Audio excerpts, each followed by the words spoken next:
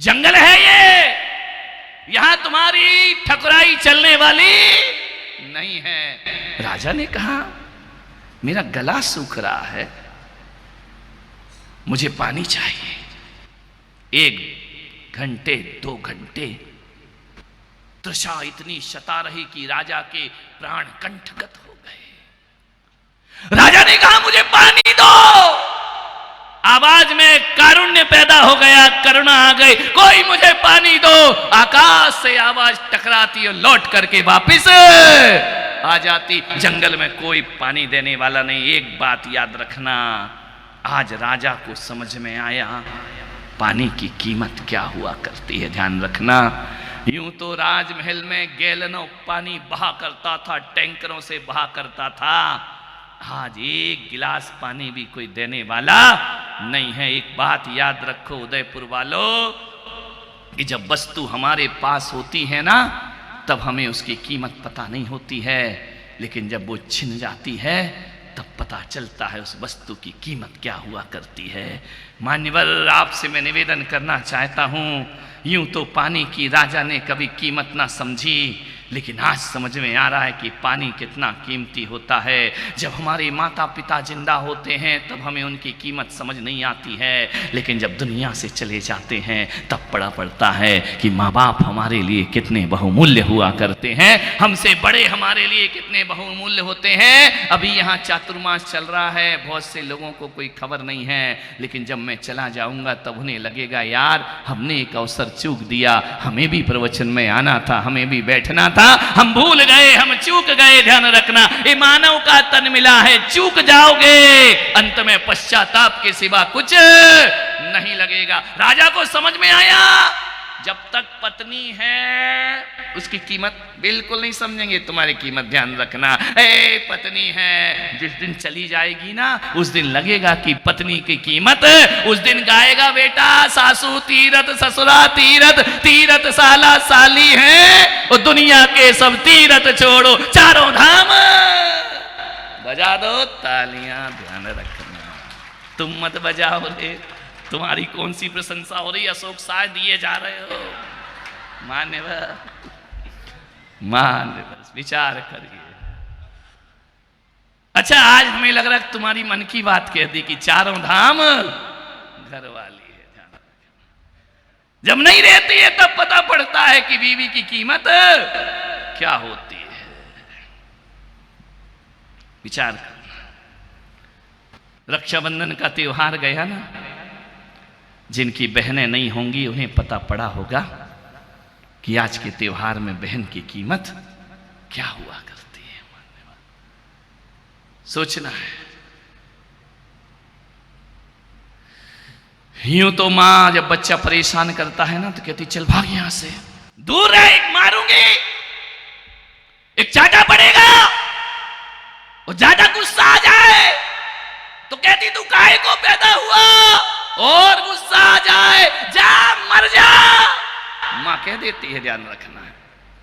लेकिन जिस मां ने सुबह कहा कि जा मर जा, शाम को स्कूल से 1 घंटा रिक्शा लेट हो जाए, बस लेट हो जाए, फिर अंदर जाएगी, फिर बाहर जाएगी, अभी तक नहीं आया, अभी तक नहीं आया, अभी तक नहीं आया। पति को फोन करेगी, सुनो जी अभी तक पप्पू नहीं आया है। पति ने कहा सुबह तो कह रही थी जा मर जा। अरे बोल छोड़ो, बकवास मत करो, तुम जाओ पता करो बच्चा कहां गया है, बेटा कहां है। पसीने पसीने हो जाती है, 1 घंटा लेट हो जाए रिक्शा, मां की धड़कनें बढ़ जाया करती। जब वस्तु हमसे दूर होती है ना तब हमें उस वस्तु की कीमत समझ में आती है। महावीर मान्यवर, आपसे मेरा निवेदन है, महावीर रहे तब दुनिया ने उनकी कीमत ना समझी। जीसस रहे, लोगों ने सूली पे चढ़ा दिया। मीरा रही, लोगों ने जहर पिला दिया। ध्यान रखना। पारसनाथ रहे, कमठ उन्हें परेशान करता रहा। राम आए, रावण ने परेशान किया। कृष्णाय कंस ने परेशान किया। ध्यान रखना, जब कोई महान विभूति आती है ना तो सारी दुनिया उनका विरोध करने को खड़ी हो जाया करती है, लेकिन जब वो दुनिया से चले जाते हैं और अब सारी दुनिया कहती है कि महावीर करुणा अवतार, अहिंसा अवतार महावीर, एक बार फिर लौट कर इस दुनिया में आ जाओ। जब तक रहे लोगों ने कीमत ना समझी, लोगों ने उनका अपमान किया, लोगों ने उन पे उपसर्ग किए, लोगों ने उनके जीवन के साथ मजाक बनाया।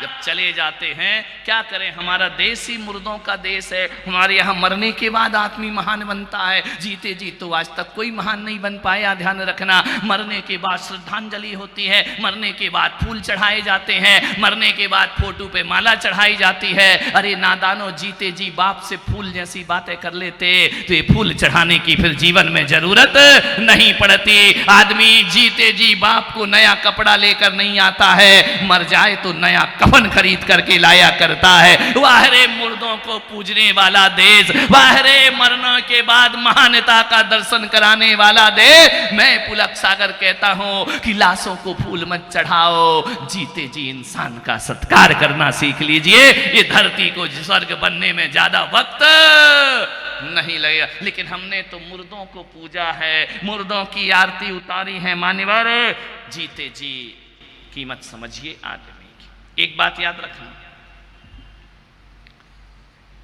दुनिया में किसी की कीमत समझो या ना समझो, पानी और वाणी, इन दो की कीमत समझना, ध्यान रखना। दो पे ज्यादा ध्यान देना, पानी पर और वाणी पर। भगवान महावीर ने कहा है पानी छान कर पियो, लेकिन यह नहीं कहा है कि वाणी बिना छनी निकालो। केवल बर्तन में ही कपड़ा नहीं होना चाहिए, हमारे मुंह में भी एक वस्त्र होना चाहिए, हमारी वाणी भी छन करके आना चाहिए। आदमी पानी तो छान के पीता है, वाणी ऐसी बोलता है कि सामने वाला तिल मिला जाया करता है। ध्यान रखिए, वाणी ऐसी बोलता है खुंकार। हे मैं आपसे निवेदन कर रहा हूं, पानी ही नहीं वाणी का भी सदुपयोग करो जीवन में, कि पानी के बिना आदमी मर जाता है और वाणी खराब हो जाए तो जीते जी मुर्दे के समान हो जाया करता है। पानी और वाणी की कीमत समझिए, ये दो बहुत कीमती हैं मान्यवर। इसलिए कहा ना, रही मन पानी राखिए, बिन पानी सब सोन, और पानी गए न उबरे मोती मानस चून। ध्यान रखना, मोती बिना पानी के कभी उबरता नहीं है। ध्यान रखना, चूने में पानी ना हो तो चूना खाने के योग्य नहीं हुआ करता है, और आदमी की जिंदगी में पानी ना हो तो आदमी सम्मान के खातिर सम्मान का जिम्मेदार नहीं होता है। मान्यवर, पानी रखिए। एक निवेदन है आपसे, भगवान महावीर ने कहा है पानी पियो छान कर। पानी में, पानी के पात्र में एक वस्त्र होना चाहिए। पहले जैनी लोग जब पानी छानते थे तो लोग हंसते थे, इतने क्लीन वाटर को क्यों छानते हो, इतना साफ पानी आ रहा है तुम छानते हो, छन्ना लगाते मूर्खो।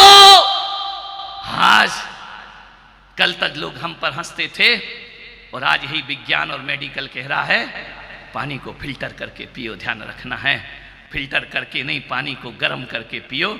जब कोरोना आया ना तो एक बात तो ध्यान रखना, कोई और जैन बना पाया या नहीं बना पाया, कोरोना ने पूरे विश्व को जैन बना करके रख दिया। ध्यान रखना है मान्यवर, आपसे निवेदन, पूरे कोरोना ने गर्म पानी पीना सिखा दिया, पानी फिल्टर करके पीना सिखा दिया।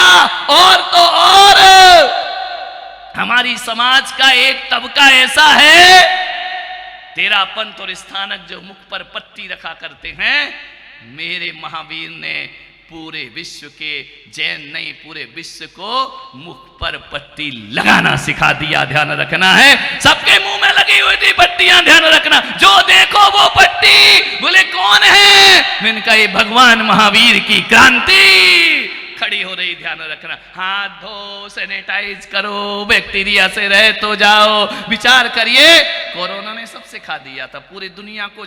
वही बचे जो जैन बन गए। ध्यान रखना, जो ईमानदारी जैन भी जैन नहीं बन पाए वो दुनिया से निपट गए। ध्यान रखना है, मैं आपसे इतना ही निवेदन करने जा रहा हूं, पानी और वाणी, पानी और वाणी की कीमत समझो। फतेह सागर झील उदयपुर के लिए वरदान है, ध्यान रखना है। वहां हमेशा जल भरा रहता है, ध्यान रखिए। मैं आपसे निवेदन करना चाहता हूं, महावीर ने कहा पानी छान कर पियो, छान कर ही नहीं गर्म करके पियो, प्रासुक जल पियो। मैंने कहा भगवान महावीर ने पानी छानने का क्यों बोला? हर 48 मिनट बाद पानी को दोबारा छानो, पानी को गर्म करो, प्रासुक करो, फिर उपयोग करो। मैंने सोचा महावीर जैसा दार्शनिक, महावीर जैसा ज्ञानी, ये क्या लोगों के घरों में छन्ने बंधवाते रहे।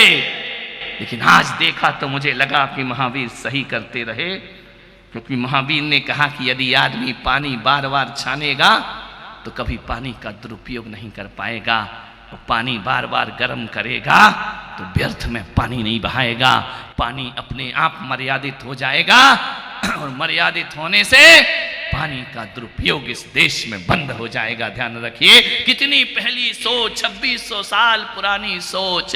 विचार करिए, आपको सोचना है। प्रधानमंत्री नरेंद्र जी मोदी ने लाल किले से कहा था कि एक बुद्धि सागर जैन संत हुए, जिन्होंने कहा था कि आने वाले समय में, सोचिए 500-700 साल पहले हुआ जैन संत, उसका उल्लेख नरेंद्र मोदी करते हैं कि उन्होंने 700 साल पहले कह दिया था कि भारत में आने वाला युद्ध पानी के लिए युद्ध होगा, ध्यान रखना है। उन्होंने भविष्यवाणी कर दी थी, उन्होंने कह दिया था पानी बोतलों में बिकेगा, पानी को आदमी तरसेगा। मान्यवर, ये जो पड़ोसी थोड़ा झुका है ना, अकड़ू राम, वो सिंधु नदी के जल के कारण उनकी सारी जितनी अकड़ थी वो हवा में खत्म हो जाया करती है। एक पानी ने जो तोप तमंचे नहीं झुका सकते हैं, वो पानी ने दुश्मन देश को घुटने टेकने पे मजबूर कर दिया। ध्यान रखिए, पानी की कीमत समझो, पानी का संरक्षण करो, जल संरक्षण करो। पहले पानी की कमी नहीं होती थी, आज पानी की इतनी कमी है, देश में इतनी कमी। तुम्हारे यहाँ पानी है ये मत सोचना कि कोई बहुत बड़ी बात है। मुझे बड़े दुख के साथ कहना पड़ता है, जहाँ सूखा पड़ता है, हमारी जवान बेटी, हमारी जवान लड़की सिर पर घड़ा रख के गांव की बेटी 3 किलोमीटर दूर जाती है, तब मुश्किल से पीने का एक घड़ा पानी नसीब हुआ करता है। ध्यान रखना, आज तुम्हारे यहाँ पानी आ रहा है, यदि इसका संरक्षण नहीं किया, जल को नहीं बचाया, सूख जाएंगे ये स्रोत। ध्यान रखना, पानी का दुरुपयोग मत करो। महावीर ने कहा है कि वॉशरूम में कपड़े धोती हैं महिलाएं, ध्यान रखना, ऐसा ना हो कि नल चालू है और पानी बहता जा रहा है, बहता जा रहा है। ये अनर्थ दंड है, ये हिंसा है, ये पाप है। जितना उपयोग हो सके उतना ही करो। मान्यवर, मैं आपसे निवेदन करने जा रहा हूं, आपसे इतना ही आग्रह करूंगा। पहले कच्ची सड़कें थी, कच्चे मकान थे, आकाश से पानी गिरता था, जमीन पर समाहित हो जाता था। अब कच्चे मकान दिखते नहीं है। मैं बिहार करता हूं, पद बिहार देखता हूं, छोटे छोटे गांव में भी अब खपरेल के मकान नहीं दिखा करते हैं, सब कंक्रीट का जंगल बन चुका है। पहले तो इस देश ने, नादान लोगों ने अंधाधुंध जंगल काटे, काटने के बाद अब यही सरकार कह रही है वृक्षारोपण करिए। इस देश से जंगल समाप्त हो चुके हैं। ध्यान रखना मान्यवर, यदि पेड़ नहीं रहेंगे तो वर्षा कहां से होगी। ध्यान रखना, और जल का संरक्षण नहीं किया तो पानी कहां से बचेगा।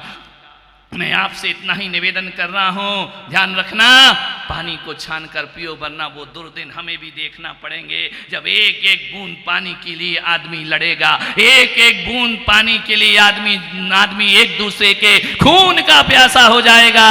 पानी और वाणी की कीमत समझो। ध्यान रखना, जो चीज मुफ्त में मिलती है वो बहुत महंगी होती है। ध्यान रखना, बहुत महंगी होती है।